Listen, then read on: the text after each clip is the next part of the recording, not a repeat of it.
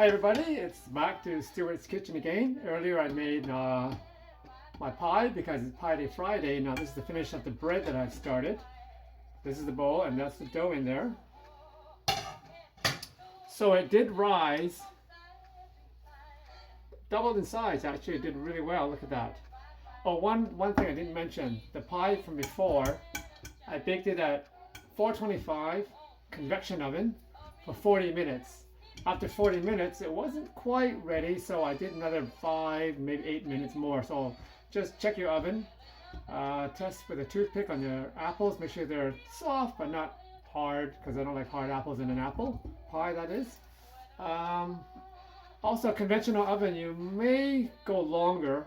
Most likely go longer, and maybe 450 degrees for temperature. So you have to experiment with your own oven. So I have convection, so it works pretty cool. So now, the wooden spoon again. So it looks like this. I would dust a little with some flour. Probably a few tablespoons there. Coat this so it doesn't get sticky on it. Lightly bring it in. I'm not going to overdo it. You can sort of see here. And just bring it in. I'm going to turn it a few times like that. Just so it comes away from the side of the bowl is what I'm doing. I'm not going to knead it down because this is technically a no-knead bread, but I like to knead it just a tiny bit. So that's not bad. I just got it away from the side of the bowl.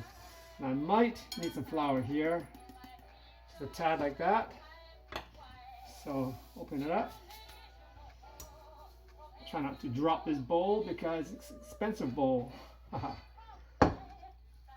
I'm just gonna leave the bit here because I don't think I'm gonna try to incorporate it. Let's see if I can do this.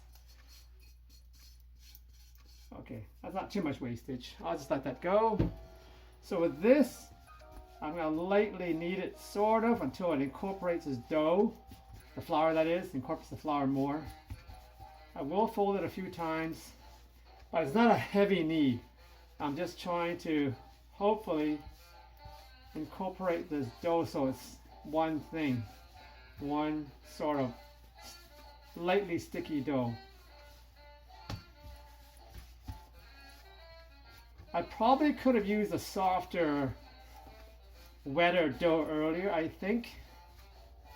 So let's see how this works. This is a little tricky sometimes. I did this last time. It was a little tricky to incorporate, so we're just going to try to play with this until it works itself into a nice dough again without the dry bits. I'm trying my best to sort of not completely overdo it. A little bit of flour in the hand, that's all it takes, because I don't want to make a heavy dough and put in a lot of flour.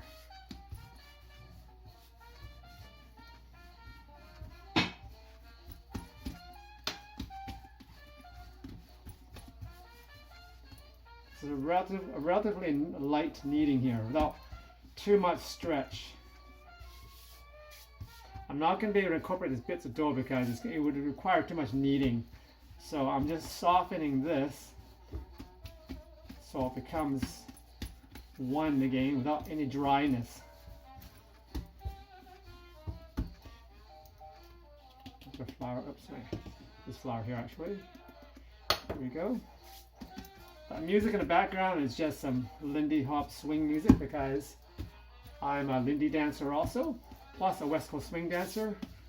But Lindy music is more jazzy, nice to listen to, upbeat, tempo, fun. West Coast music, West Coast swing dance music is just regular pop music off the radio, which I don't need to listen to right now. So I like this kind of jazzy, Lindy jazz music from way bygone era. Like Count Basie might be in there. So it's not quite there yet. I'm going to do, it's wet there, it's moist there. I'm going to fold it in there because that's going to incorporate better. I'm just smoothing out this if I can, all these bits of dry bits. I'm not, you can tell I'm not heavily kneading this bread dough at all. I'm going very light, as you would a soda bread. Soda bread is similar, it's a very soft dough with soda bread. And I do the same thing with the soda bread. In fact, it looks like my soda bread, but definitely not the same beast.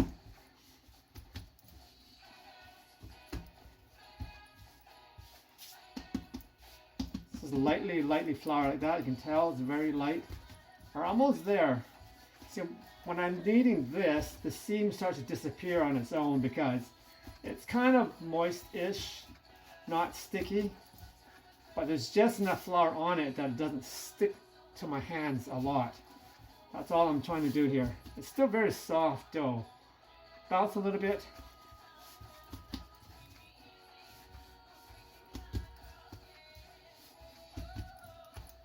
Keep on going. Okay, there's a bits of stickiness, which is just fine. Not a problem at all, because it's just what it is. Every now and then I just coat my hand a little bit. Some wrinkles, crinkles, so at least they're sealed together fine enough. They're not like big cracks that goes into the dough, which means that the flour is too dry inside. So this just what it does, it incorporates all the flour that had gone into it that I put at the beginning, and the dough is one piece in the center also. So when you bake it, you're not going to have dry bits in the center. It's kind of weird. Anyway, that's about the length of the bread that I like. Traditionally, this no knead bread just gets into one of these vessels and it's round. But I like my bread in a loaf like, so I can have bread pieces like sandwich pieces. I just like it the way this way because it's the way I like to have my sandwich kind of pieces. So I make mine in a kind of a long, it's probably about 8-9 inches. Probably 8 and a bit because this vessel is an 8-inch. Oh, it's about what? Maybe a 10-inch there. So I'll put more dough towards the end if I can because it rises in the center more. So I kind of push more to the ends if I can, just a little bit. So there we are. Put some light flour here. I keep the flour on the bottom, put it on top like that. Coat it really well so it's not going to stick. So that's that. So that's going to rise with this bowl over it, like that. That's just enough for it to rise. And then the oven's going to be on at 450 degrees.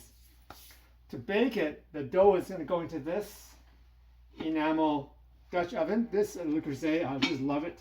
I think it's definitely one of the better pots out there.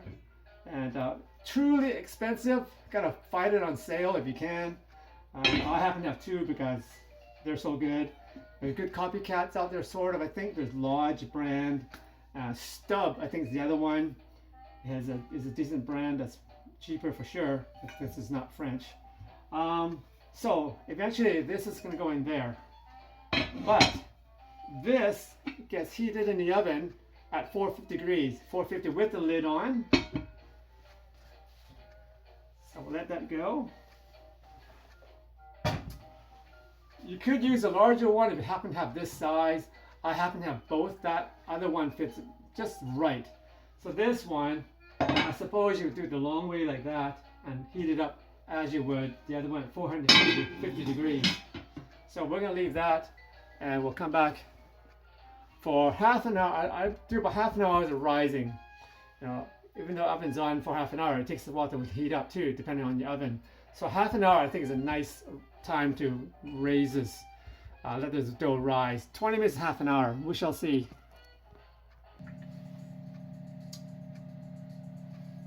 Okay, just to show you that I did do the pie. And so here's the pie, looks really nice, beautiful crust. I'm just chilling it now, but maybe ready to go. I just want to show you the pies turned out really nice.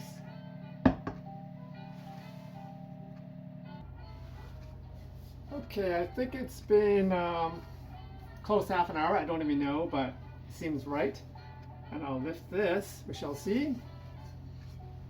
It definitely risen a little bit, but I'm not going to overhandle it now, because you don't want to lose all that yeast rising. That happened while it was rising. I coat my hand a little, just handle it lightly. We get flour underneath there, and then flour on this side, so it doesn't stick. Slowly lift it in there. Handle really lightly. Reshape slightly like that. Sticky ends here, so get some flour there. Shape like that. There you go. So the Dutch oven's in the oven, so I'm gonna bring it out. It's gonna be super hot.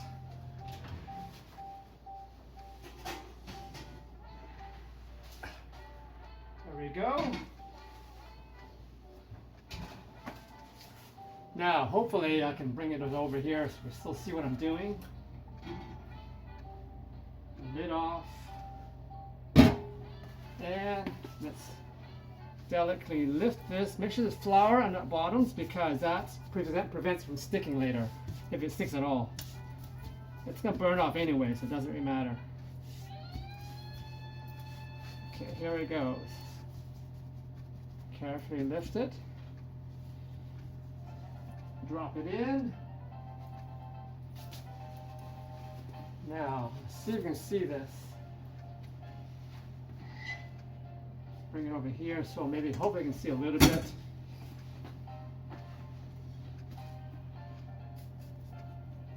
I've shaped it a little bit, slightly. Sharp knife, a really light cut. It's almost minuscule line down the center, because I want it to rise and maybe open a little bit. If you don't do this, it may just maybe just doing that with a high center. So I'm trying to have an even loaf for later on. So there we are. I'll put the lid back on. I'll pop this back in the oven. So it's a really crusty bread like this when it's finished. This bread here is actually 5 days old now, I believe. Still got a good crust. The center is still soft actually. And the thing about homemade bread, I find it doesn't get moldy. This is a very clean environment. So there's no COVID-19 thing happening here at all. Anyway, so I'm going to pop in the oven for 30 minutes with the lid on. After 30 minutes, I take the lid off, and I'll bring the temperature down to probably 425, because it was at 450 now at convection. So I may bring it down to 425 for another 10 minutes after, so it browns really nice. So I'll pop it in now. So here we are, end of the baking time, and here we get the bread, and it shrinks the lid from the side, which is the way you want it.